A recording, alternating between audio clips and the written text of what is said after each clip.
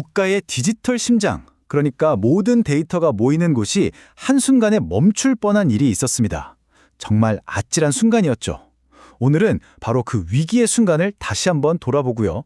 대한민국이 이 실패에서 뭘 배우고 또 어떻게 더 튼튼한 데이터 요새를 다시 짓고 있는지 하나하나 자세히 들여다보겠습니다. 모든 이야기의 시작은 바로 이 질문에서 출발합니다. 아니, 어떻게 고작 배터리 하나 때문에 국가 전체의 데이터가 마비될 위기에 처할 수 있었을까요?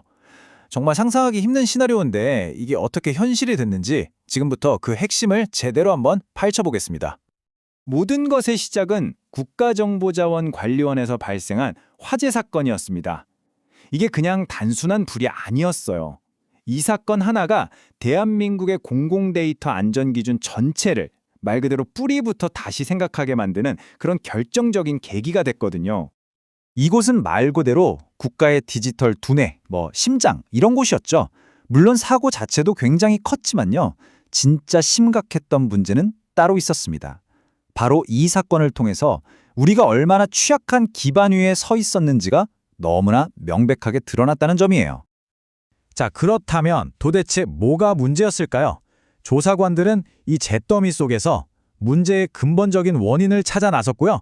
그리고 곧 데이터 센터가 가진 아주 치명적인 구조적 결함을 발견하게 됩니다. 원인을 제대로 알려면 먼저 이 장비에 대해 알아야 합니다. 바로 UPS, 우리말로는 무정전 전원장치라고 하죠. 아주 쉽게 말해서요. 갑자기 정전이 돼도 서버가 꺼지지 않게 비상전력을 계속 공급해주는 데이터 센터의 심장 같은 그런 역할을 하는 장치입니다. 그런데 정말 아이러니하게도요. 바로 이 심장이 문제의 시작이었습니다. 조사 결과는 정말 충격적이었습니다. 보시면 불이 바로 이 UPS와 배터리에서 시작됐다는 걸 알 수 있죠. 근데 진짜 문제는 그 다음이었어요. 서버, UPS, 배터리가 전부 다 한 공간에 그것도 너무 가깝게 다닥다닥 붙어 있었던 겁니다. 그러니까 불이 나자마자 그냥 순식간에 서버로 옮겨 붙었고 결국 전원이랑 데이터가 한꺼번에 마비되는 최악의 시나리오가 현실이 된 거죠. 무엇보다 가장 결정적인 건 이런 위험천만한 배치를 막을 법적인 강제 규정이 전혀 없었다는 겁니다. 그냥 이렇게 하면 좋다 정도의 권고만 있었을 뿐이었어요. 그래서 정부가 칼을 빼들었습니다. 다시는 이런 일이 반복되지 않도록 완전히 새로운 규칙을 만들었죠.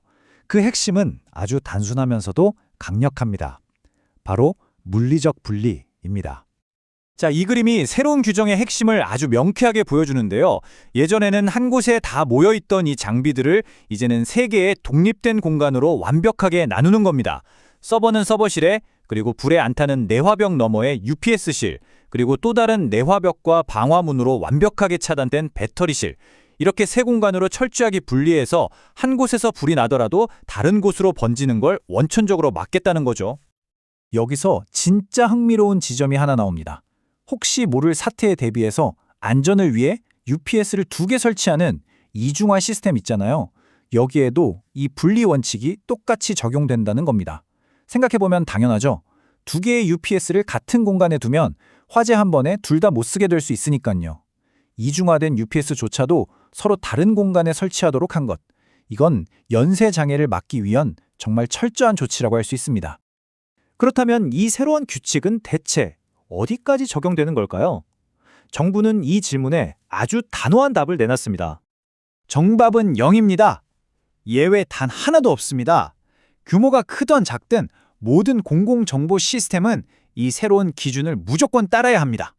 적용 대상을 보면 정말 광범위합니다. 중앙정부 시스템부터 시작해서 모든 공공기관, 심지어는 공공 시스템을 위탁 운영하는 민간 기업까지 다 포함됩니다. 어마어마한 규모의 데이터 센터는 물론이고요. 그냥 기관 건물 한편에 있는 작은 서버실까지 예외 없이 모두 이 새로운 규칙을 지켜야만 합니다. 그리고 여기서 또 하나의 아주 똑똑한 원칙이 나옵니다. 만약에 한 건물 안에 중요도가 다른 여러 정보 시스템이 같이 있다고 쳐요. 그러면 그 건물 전체의 안전 기준은 그중에서 가장 높은 등급의 시스템에 맞춰야 한다는 겁니다. 일부만 허술하게 관리하는 꼼수를 원천적으로 차단해버린 거죠. 자, 그럼 이렇게 잘 만들어진 규칙들이 과연 어떻게 지켜지게 될까요? 이제는 그냥 권고가 아니라 의무가 된 새로운 기준들, 그리고 이걸 강제할 아주 엄격한 집행 절차는 어떻게 되는지 한번 살펴보겠습니다. 이 표를 보면 변화가 한눈에 들어오죠. UPS 분리, 지진에 대비한 내진 설계, 서버실 안에 불필요한 물건들 쌓아두는 거 금지까지. 예전에는 그저 권고사항이었던 것들이 이제는 전부 다 의무가 됐습니다. 특히 연간 안전점검도 그냥 자체적으로 하고 끝내는 게 아니라요. 중앙 시스템에 의무적으로 보고를 해야 돼요. 책임의 무게가 완전히 달라진 겁니다. 관리 절차도 아주 체계적으로 바뀌었습니다. 매년 초에 각 기관이 자체 점검을 하고 그 결과를 중앙 시스템에 등록하면요. 행정안전부가 이걸 다 검토합니다. 만약에 기준에 미달하는 곳이 있다. 그럼 바로 개선 명령이 내려오고요.